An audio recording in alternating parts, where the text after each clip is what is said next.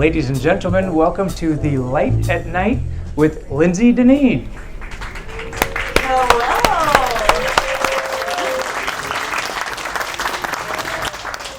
Hello. Welcome so much to The Light at Night. I am beyond grateful that you are here, spending a bit of your evening with me, and thank you for sharing your light with everybody else who is here together. So thank you so much for being here. This is literally a dream come true for me.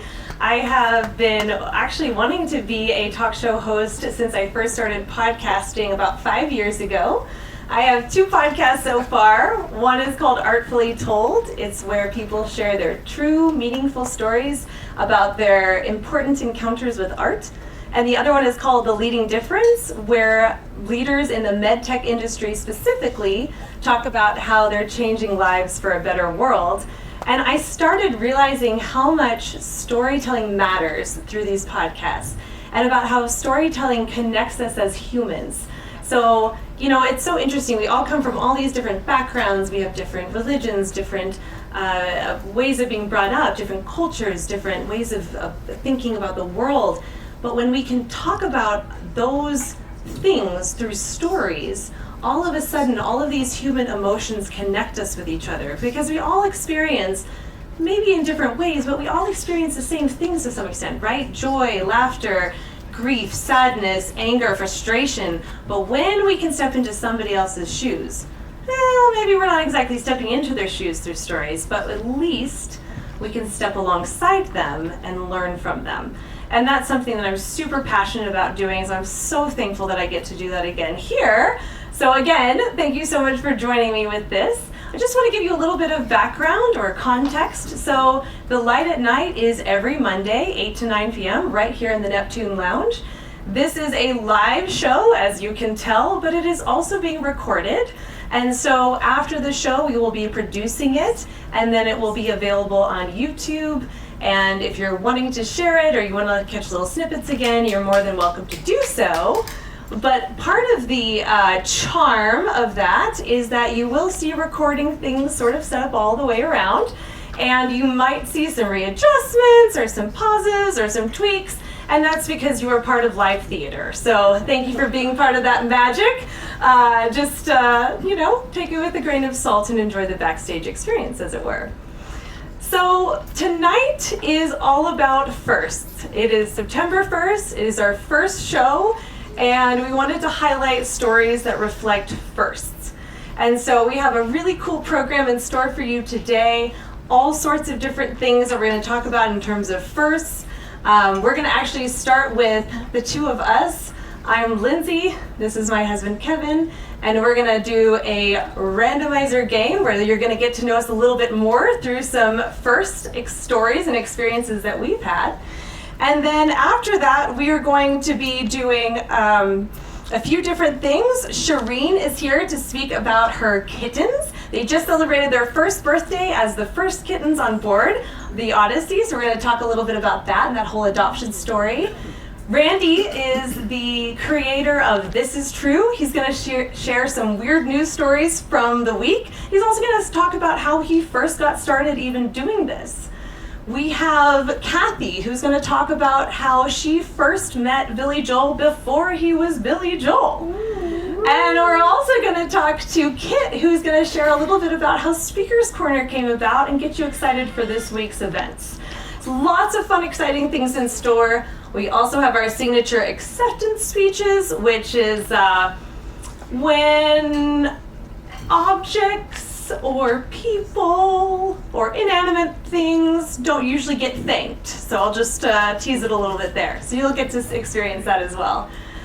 But this show is all about the Vie Odyssey community. It is not our show, it is the community show. And so we want to highlight and spotlight the amazing people on board. So if you have ideas, talents, musical abilities, crazy stories to tell, please come up and share those with us afterwards, or we'll later on throw up a QR code. You can fill out a form to participate. We would love to have you participate, because again, this is for the community here, and we're really excited to showcase all of that Odyssey has to offer the world, to be honest. All right, that's enough of that. without further ado, let's get started. And here we have. So we're going to start our first randomizer to get these prompts going. Beep, boop, boop, beep, beep, boop, beep, boop. We might have sound effects next time. The manual for now. And so, Lindsay, you're going to go Yes. first? Okay. Okay. Tell me when to stop. Stop. First time you did something daring. Oh. Such a good question. Okay, I would say one of the, in hindsight, it was crazy. At the time, it was just, I didn't know any different. But when I graduated from college, I majored in dance, and I, majored in dance to become a professional ballerina. And I auditioned for a bunch of companies and got an offer in Kansas City. Now, I grew up in Northern Virginia, went to college in Pennsylvania, had never been to the Midwest in my life, went, that's a good idea, let me move halfway across the country, sight unseen, for a 2-year contract. I had, nothing in my bank account, but boy did I have gumption, so I was like, okay, let's see how this goes. Moved across the country, and it was supposed to be a 2-year contract, but I had the great fortune to meet Kevin during that time, and plans changed. Yeah, good story. Definitely daring.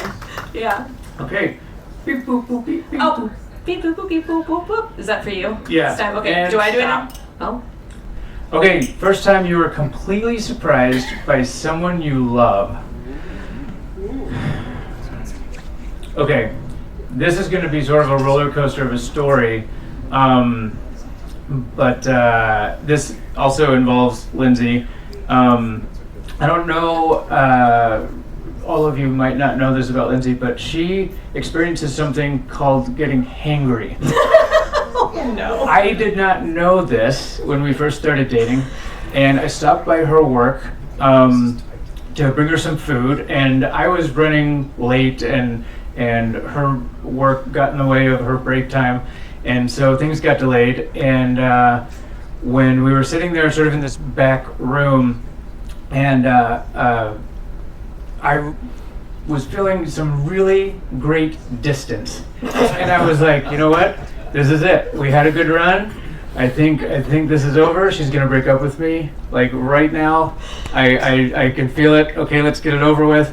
And she immediately, I think it was like 4 bites into her meal, she was like, thank you so much for this. I really needed this.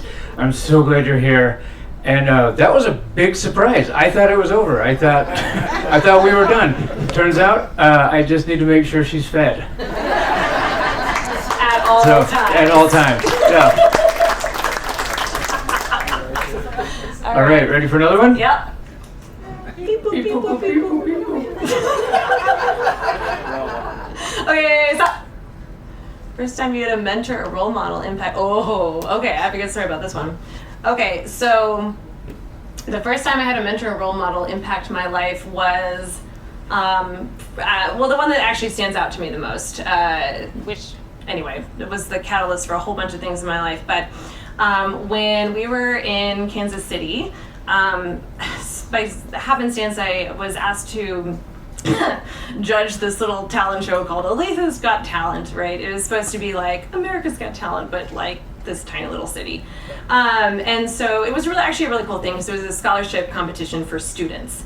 And so I got to do this judging experience, and I did it alongside the woman who founded the Kansas City Fringe Festival, which, if you're familiar with Fringe festivals, they are really awesome because it's an unjuried, uncensored opportunity to present your artwork to the world. So it was quite an interesting experience. But anyway, she had asked me during our break, hey, what do you want to do when you grow up? Like, what are some of your goals? And I was like, well, eventually I want to own my own dance company and be a director of that. And she said, well, why don't you just do that now? And I was 25, 6 at the time, and I was like, no. And she offered me a free opportunity to actually participate in that Kansas City Fringe Festival that year. She offered this opportunity in April. The Fringe Festival was in July. And I remember going back to Kevin and saying, I have this crazy opportunity. Do you think I should do it? And he was like, yeah, you have to do it. I'll be there for you every step of the way. And because of this woman's encouragement and Kevin's encouragement, I said yes to this crazy opportunity, which led to the launch of Vie Dance Company, which was my professional nonprofit dance company I had for 7-8 years before we moved away from Kansas City. And it was the best, most rewarding 8 years of my life so far, all because of Cheryl Kimmy, who's the founder of Kansas City Fringe. Thank you, Cheryl. Okay, one more. Here Last we one. go. Last Beep, one. boop, beep, boop. Okay, stop. First time you met someone who completely changed your perspective. Ooh. I don't mean this to be really cheesy, but I have to pick Lindsey on this one. I had never been into dance before. I actually had had a pretty bad experience with dance as a 4-year-old. I ran off the stage the wrong way, and it did not connect backstage, so I had to run back across stage in front of everyone, and that laughter still haunts me today. But here I am in front of people. And she actually got me back on the stage in front of people now twice.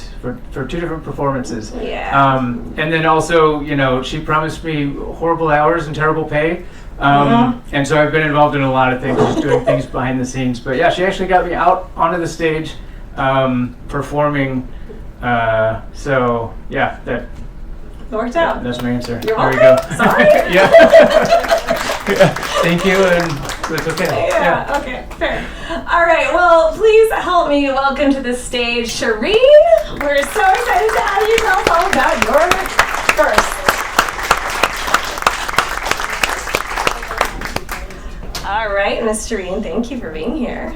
Thank you for having me. All right, so please tell us all about your kittens and how they are the first kittens on the Odyssey, but maybe even beyond that. And they just celebrated their first birthday, so just share a little bit, please. So my kittens are named Luna and Raven, and technically their first birthday was August 24th, so just a few days ago, and we had a welcome house to meet my kittens. Thank you for everybody who came to meet them, and if you didn't come meet them, anytime you want to see them, I know exactly where they are. I would have lived on a cruise ship decades ago, except that I couldn't have children, and so I always knew that I had to have kitties in my life, and this was the first opportunity where you could actually live in a cruise ship as a mommy of cats. So for me, I wanted to find a couple of rescues who were kittens and knew each other and knew no other life except for living on a ship. And it took a lot of work, a lot of communication with a lot of different countries and ports. I had an application that was approved through Amsterdam Cat Rescue. I was so excited because I had to find a place that we were going to be that was going to be there on a weekday when the shelter was open, and Amsterdam approved it, and thank goodness I hadn't sent them the deposit yet, because it turned out it was Amsterdam, New York, and not the Amsterdam that at the time I thought we were going to. So we went to Cabo Verde in Africa, which is one of the first countries that I've been to on this ship. And the joke is that I speak Portuguese and they speak Portuguese, so we could communicate right off the bat because it's a Portuguese-speaking country. So I rescued them there in Africa, got them out of Africa, as it were. Very nice. And then they just celebrated their first birthday. Yeah, they're quite small for 1-year-olds. Mm-hmm. They were orphaned, terribly little. I'm very blessed that the shelter was smart enough to take a photo of them. They were literally left in a box on the doorstep of this shelter, and I use that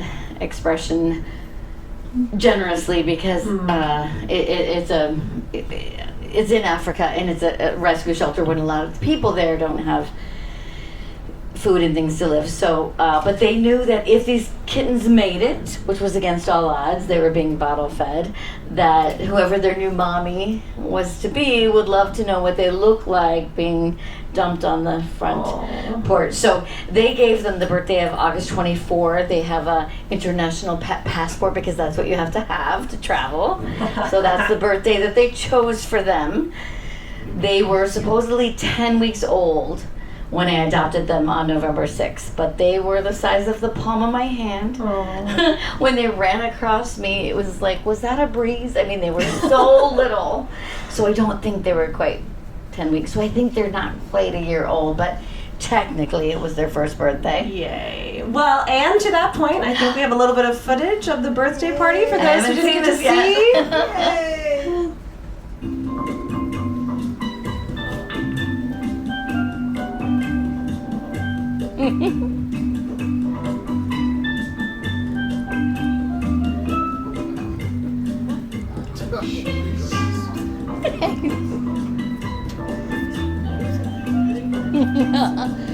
They love their birthday presents. Thank you.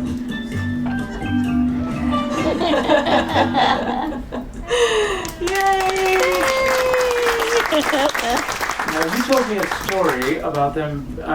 You understood that they were microchipped, Yes. but then you had a story about that recently, and Well, in order to have an international pet passport, that's one of the things that they have to have been is microchipped, and they gave me the paperwork showing that they were microchipped with their microchip number, but I didn't know. I'm living on a cruise ship. I don't have access to a vet, so when here in Japan, part of the inspection process, some of the countries that we go into, they want to inspect them because we're now bringing live animals into their international water, national water. So they decided to scan them, and I was pretty sure they would pass, but I wasn't sure because when I saved them in Africa, I didn't say, now prove to me that they're microchipped. So I was a little bit nervous, but thankfully, yeah.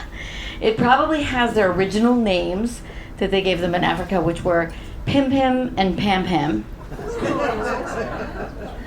It kind of translated to Bon Bon, but that's only one name, which is why I named them Luna and Raven. Luna, because she's gray and white, like the moon, and Raven is a tuxedo tabby, so she's got a lot of black on her. And part of the reason I chose the name Luna was because my first kittens after college, I was working in a children's home. My career was in social services, and there was this teenager in this children's home who met my cat, and the day that I adopted the cat, and I didn't have a name yet, and he named the cat, and he was so excited that I actually accepted his name. He said, you know, whenever I'm having a bad day, Shereen, I'm going to remember I named your cat. I'm going to feel like I made a difference. So we had a lovely 15-year-old girl and her sister, both such fun people, those of you who met them know. And Aliona said, why don't you name her Luna? And so I liked the name, and I also thought it was a way to involve the youth on our ship the way that a youth had been named in naming a cat of mine in the past. Oh, I love that. Yeah. Yeah, excellent. That's beautiful. All right, and so, you know, you are dressed impeccably, but you were also dressed for a different reason than just this show. I mean, I'd like to think you just dressed for the show, but no, you dressed for something else. Can you share about why? Well, I am wearing a red silk dress because another first is that the Vie Odyssey is going to be the first residential cruise ship to actually put on a full-blown musical for our residents. November 7th, save the date. And my character has a mention both in her script and in a song about wanting to wear a red silk dress. So I wore this for director's approval, and I thought, well, I'll just leave it on tonight. Second director's approval, you got it, baby.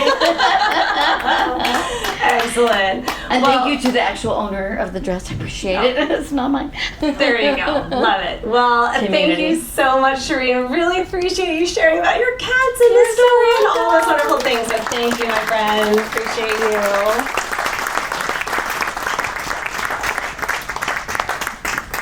Next, I am very excited to introduce Mr. Randy, who is the creator, founder, writer extraordinaire behind this segment we're calling Weird News, but technically this is true, so not just weird news. That's correct. Excellent. Well, thank you. So when I went to journalism school, my plan was I wanted to be a newspaper columnist. I had a favorite columnist, just like you had a favorite talk show host, and you wanted to be that person, and I wanted to do that too.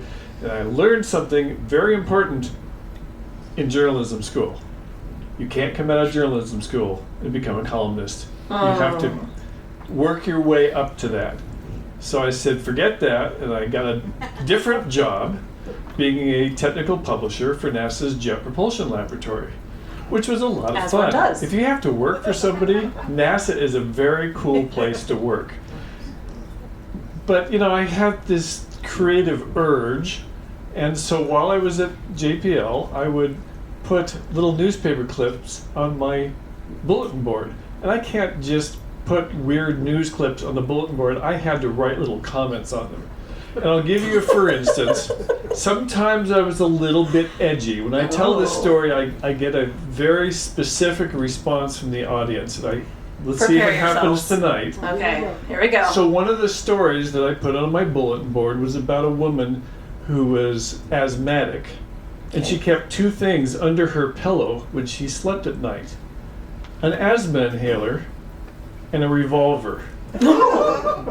So she wakes up in the middle of the night No. with an asthma attack, Oh no. and she put her inhaler in her mouth and pulled the trigger. It wasn't the inhaler, it was the other item. And so, as I said, I always put a comment on them. And so I said, there she goes, shooting her mouth off again. And that's the reaction I get every time I tell the story. It's a Naturally. combination of groans and laughter. Right. Because it's tragic and it's really damn funny. A little bit. Darwin Awards. And some years later, I actually researched that story because I wanted to make sure that it matched my later trademark, which is "this is true." Yeah. And yes, it really did happen. Wow. And she was not terribly injured, luckily for her. Oh my gosh, so she survived. Yes, she Excellent survived. news. Well, that's Yep. even better. That's even better. So it wasn't as tragic as it Thank sounded. God. Okay, there you go. So, you know, after doing that on my bulletin board for some years, I realized, you know, there's this new thing called the internet. This was 1994. I'm the first entertainment columnist to launch a newsletter on the internet. And I've been doing it for now, I'm in my 32nd year of writing this weekly. And I brought you a story that I wrote today. Okay. And so this is a world debut of this story. Oh. And since we were just in South Korea, Yep. I picked a South Korean story. Okay. So this is a real newspaper story, and I titled it "No Hurry." A janitor at a middle and high school in the Guro district of Seoul, South Korea, looked inside a sack at the school's recycling station. Inside, two old-looking hand grenades, as well as other military paraphernalia from the 1950s. He reported his find to the school's administration office, but no one notified the police, and the bag sat there for a month. During that time, someone stuck the bag in a broken rice cooker, and a security guard wondered if the cooker might be serviceable, looked inside, found the grenades, and notified the police. The school was evacuated. Staff assumed they were teaching equipment or replicas, a school spokesman said, so they did not take immediate action when they were first found. The military bomb squad said the grenades are real and are conducting further analysis to determine whether the grenades still pose a risk of detonation. Wow. Wow. So my comment on that, that's easy enough. Pull the pins and wait a few seconds. All right. So Problem solved. I try to be entertaining, but I also like to be a little bit thought-provoking, and Right. that's my mission, is to provoke a little more thinking in the world, and this is a good example of not doing it right. I love it. Yes, indeed. Okay, so I'm curious though. So going back a little bit, you started this whole very unique take on the news, and you also though have Stella Awards. Right, that was a story, a series about crazy lawsuits in the U.S. Excellent. Can we And- talk about that? Most people don't know who Stella might refer to, but if you say the lady who spilled McDonald's coffee in her lap, burned herself and sued and won, then That's Stella. they know that person. Okay. And, rightly or wrongly, she became the model for crazy lawsuits. And I did not dub it Stella Awards. It was an urban legend thing, and I was doing true news stuff. Right. And my readers kept saying, you should talk about these Stella Awards. And the Stella Award, every year in this urban legend thing, was that a guy bought a Winnebago motorhome, you probably heard this story, and was driving it home from the dealer and decided, well, I'll just put on the cruise control and go back in the back and make coffee on my way home. And of course the thing crashes, and then he sues, and then he wins a new Winnebago. And it's like, no, I only do true news. I don't do these urban legend things that didn't actually happen. And so eventually, after getting this like 50 times, I thought, maybe we should have a new newsletter about real crazy lawsuits. I bet you I can find enough to fill a newsletter every week. And so I just looked, and sure enough, StellaAwards.com was available. I couldn't believe it. I grabbed it, and I just put up a page saying, coming soon from the author of This Is True, and put a subscribe form on it. Mm-hmm. And I was getting a subscribe an hour, which is unbelievable. Yeah. And then I got a book publisher saying, I'd like to publish your book. I was like, what book? and then I got an agent who happened to be the same agent who did the Darwin Awards, saying, I would like to represent you. And I said, good, because I've got book publishers coming to me. So I let him represent me. There was enough interest that the book proposal went out to auction in the New York book publishers. I got a 6-figure advance. And that's one of the reasons I'm here today, is I can afford it because of that book. All right, what's the craziest lawsuit that you have written about? Oh, you didn't tell me you were going to ask me this question. There was a guy who was mistaken for Michael Jordan. He was a tall guy. He said that people mistook him for Michael Jordan all the time, and therefore he sued Michael Jordan and Nike for something like $1 billion each because of that terrible, terrible thing for being, misrecognized as a celebrity. The It's true tragic. Poor man. Yeah, that's very tragic. And the judge said, out of here. Yes, sweet justice prevails Yeah. every once in a while. Excellent. That's brilliant. But once I wrote the book, that was just a compilation of all of these things, and of course the publisher wanted some introductory material and some conclusions. What have we learned from all these crazy lawsuits? Once I got it all done, it's like, I've said everything I wanted to say about crazy lawsuits. And so I retired the Stella Awards, but kept going with This Is True because I love it. I'm not done with the things I want to say with this medium. And I'm still working full-time on the ship in an office that I rent from the company. So Awesome. Thank you, Randy. And if you want to subscribe to This Is True, Thisistrue.com. That little beautiful QR code gets you to that website. So enjoy, because this is just the scratching the surface, And yeah? basic subscriptions are free, so Excellent. everybody can afford that. Everybody can win. Excellent. Thank you, thank you, thank you. Appreciate you, Randy.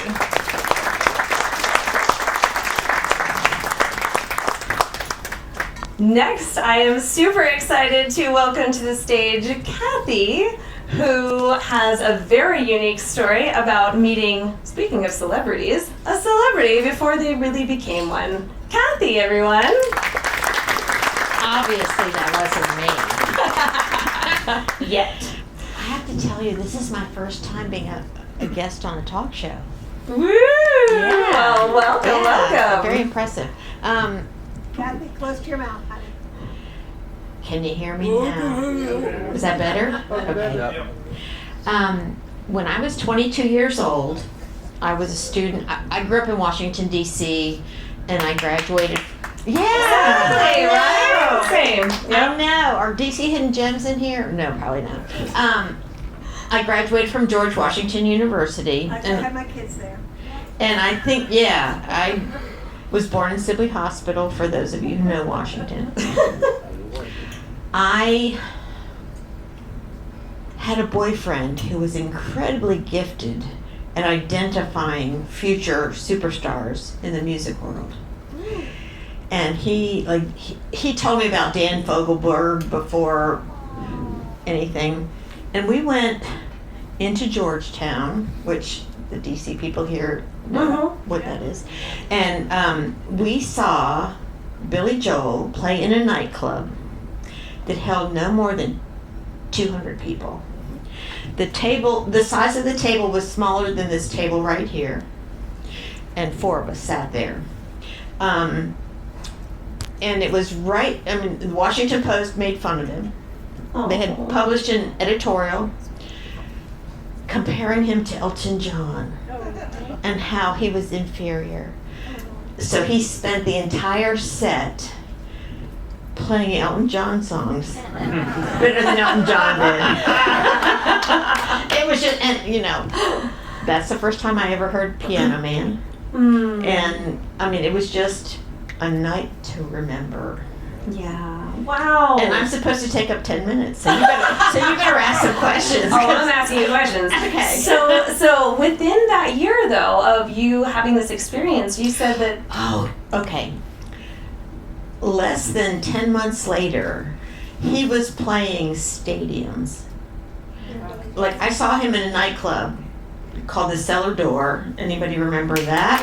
Oh, that's awesome. I saw him in the Cellar Door, and there were like 200 people in that room, and it was full.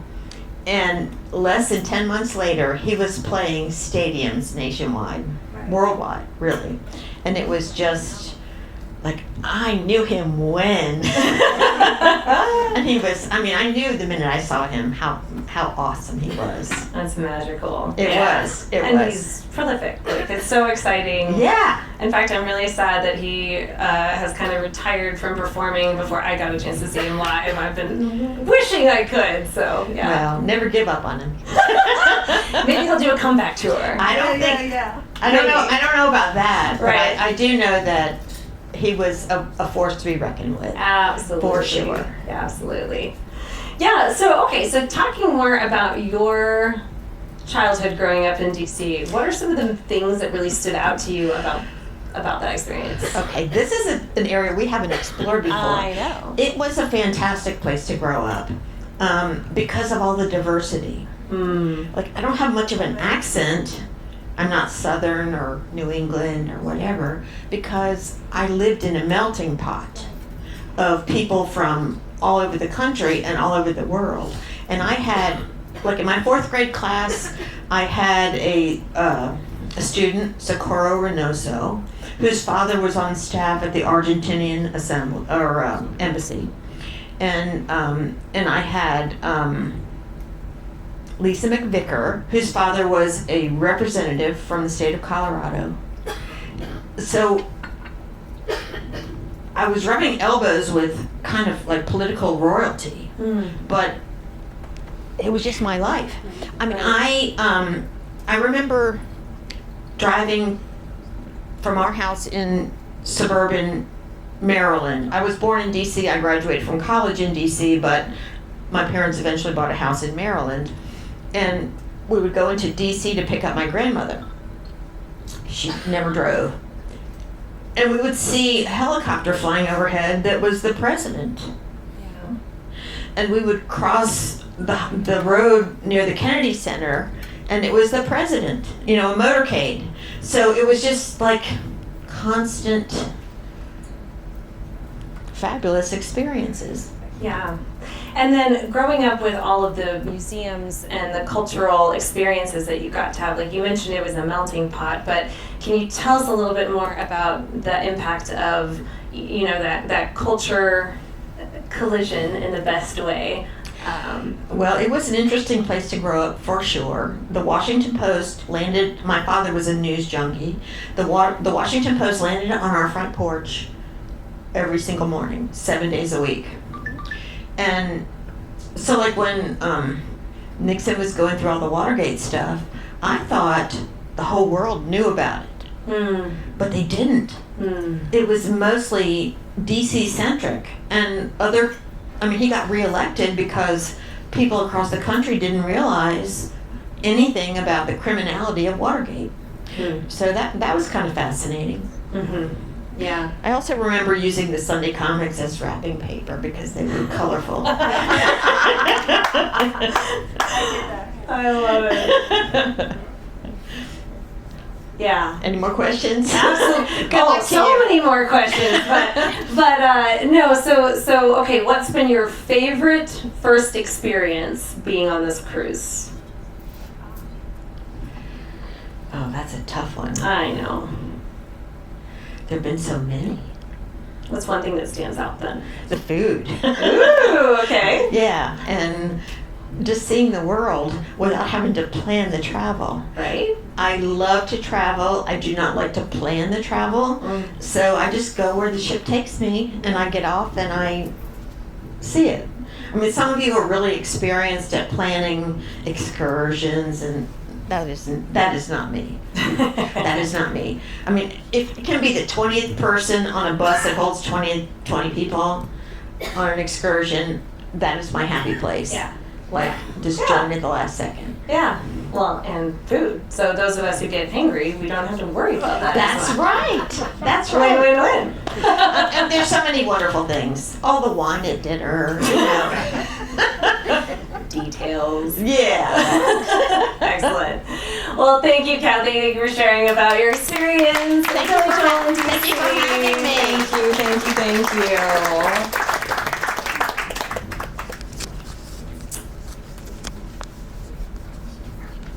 Mr. Kevin. Okay, so for the next segment, this is the acceptance speech segment where I am going to present an award. And tonight's award goes to the most fun way to reconsider your life choices. And this is being presented to the first roller coaster. This was inspired by all the roller coasters we saw so far while we were in Japan. So congratulations. Oh my goodness. Wow. I truly wasn't prepared for this wild ride. Now, while it's true, I did start it all, I want to thank a few people first. I want to thank the inventors who believed that rails, wood, and a dash of bad judgment could result in joy. I also want to thank gravity because without you, none of this would be possible. For example, we have turned quite a few people religious at the last moment. Also, we have turned a few tough guys into sopranos. I mean, win-win. Here's to the thrill seekers who will just so graciously wait in line for hours just for the opportunity to scream their lungs out on my fabulous ride. I hear you. Literally. Every single time.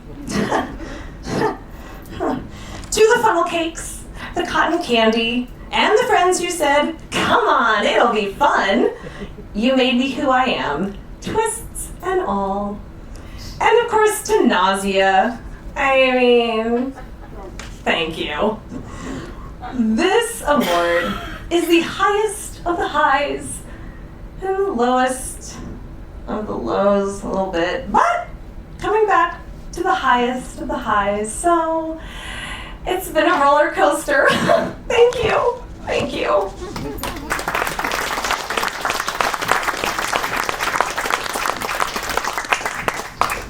And with that obnoxious acceptance speech out of the way, Kit, thank you for joining us. Welcome to the stage. Let me see if I can walk across with all this wobbling we're doing. I mean, I'm trying to stay stable, but it is. You're doing. I'm a great working on my job, core baby. balance. Thank you for being here.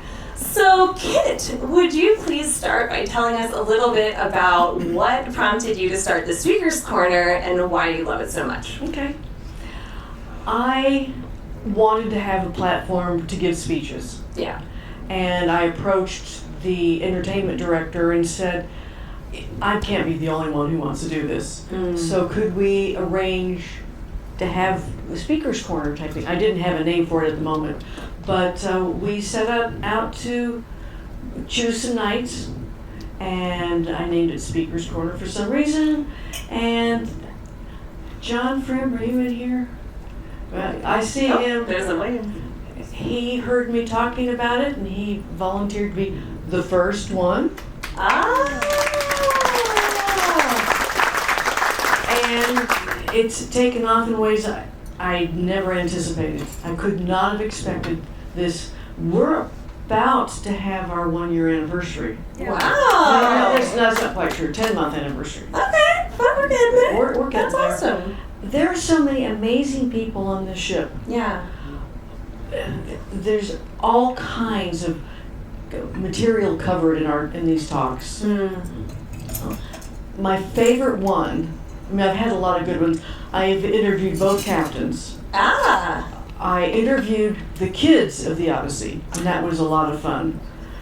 To hear kids talk about what they like about living on a cruise ship is a kick in the pants. So yeah, that's how it got started. Yeah. And what are some of the lessons you've kind of learned along the way of leading something like this and getting to do this for the ship? I keep coming up with new directions and additions of guidelines on how to do speakers. Touché. So I do share those with every new speaker. And so I probably should. It wouldn't hurt to remind the experienced speakers of some of the guidelines. So it's an hour where residents get to share their passion, their joys, their knowledge, Yeah. their silliness. Yeah. And I'm a real stickler. My Toastmaster experience taught me time's important, so I'm a real time stickler. And that gets a few people annoyed at me sometimes because I don't go over. And what's that? I said, which I did. Wah, wah. Time's up. And thank you very much for coming. Awesome. Yeah. Excellent. So I do that, and I've learned, because no matter how many times we do the technology, we get it right, Yeah. it will go wrong. Right. So I make people come half an hour early. Yeah. And they're going, I don't need to. And so that's when I'm starting to get anxious, because it's like, we have technology to play with. Yep. It doesn't always play nice. No, it doesn't. So okay, so what are a couple of you mentioned a couple that kind of stood out to you, but in terms of topics that perhaps you didn't expect, what are some really intriguing topics that have been covered so far? How many hours do we have? I know. Well, John Frim talked about hypo and hyperthermia, Oh. which was very helpful. Yes. We have a medium, I don't know if that's the right way to describe it, but has talked about reading Oh yeah. energies and things. Okay. Oh goodness, I had your previous guest Randy on to talk about. He's a man of many talents. Okay. In addition to being a very good writer, Yeah. he was a paramedic, or he was a medic. Okay. And so he has talked about some of his calls. Wow. Let's see, I'm looking out in the audience to get inspired. We have a guy who loves music, and he shared that. We've had several guys who have shared their music with us. Yeah. Excellent. Oh, all right, guys. Yours was also very good. Surgeon falling correctly. I couldn't hear that. Orthopedic surgeon falling correctly. Yes, we were taught how to fall correctly, and people started falling after hearing that. Oh no! It was great fun. We have had somebody talk about Alzheimer's and playing bridge. You worked in a coroner's office. Oh, somebody was a deputy coroner and shared some experiences about that. Wow. I know, it's really crazy. Fascinating. Who would have thought? 3 Dying elements. to know. Sorry. 3 elements for a happy life, which was fun. Excellent. We do have a lot of doctors on board, and Love many it. of them have shared some of their wisdom and knowledge. Yeah. I Excellent. can go on and on. But I know. you have limits. I know. Details. Yeah. So, tell us about what's coming up next, please. Well, she made the mistake of telling me she's a Google girl. So Chris Gould, and I love the alliteration of Chris Gould, the Google girl, is going to talk about Google Photos. Okay. How to organize, edit, and share your lifetime of experiences. And she's written a book about this.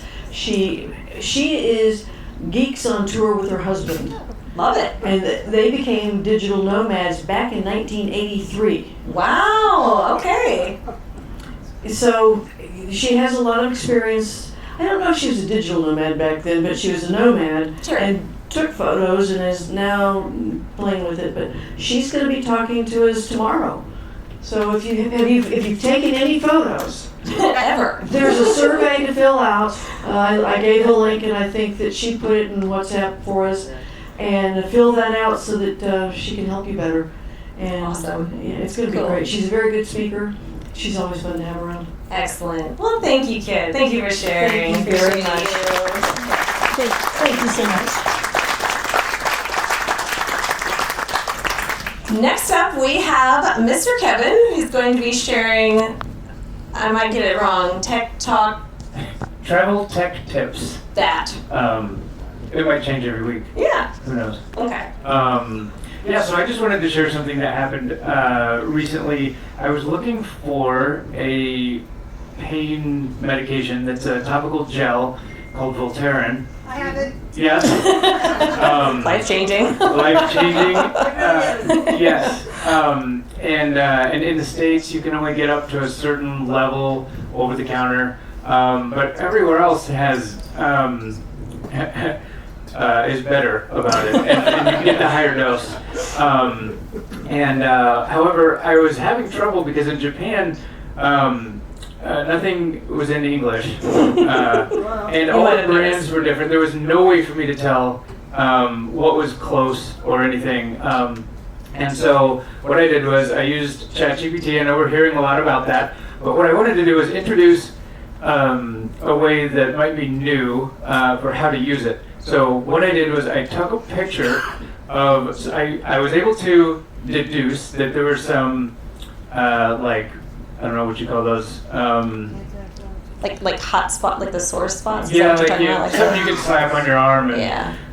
So I recognized that was pain related. So I just took a picture of the entire shelf.